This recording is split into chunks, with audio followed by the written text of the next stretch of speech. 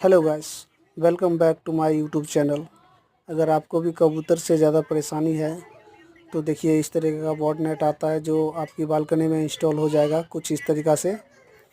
इससे आपको आपकी बालकनी में कबूतर अंदर आ नहीं सकता है और आपकी बालकनी का गंदा नहीं करेगा कबूतर। देखिए कितना अच्छे से लाइनिंग सीधा करके लगाया गया है। अगर आपको भी अपने बालकनी में लगाना है तो संपर्क करें। वीडियो के ऊपर नंबर दिया जाएगा मेरा, इस पर कॉल करें और अपने पास भी इंस्टॉल करवाएं। अगर मेरा वीडियो अच्छा लगे तो like and share and subscribe ज़रूर करें।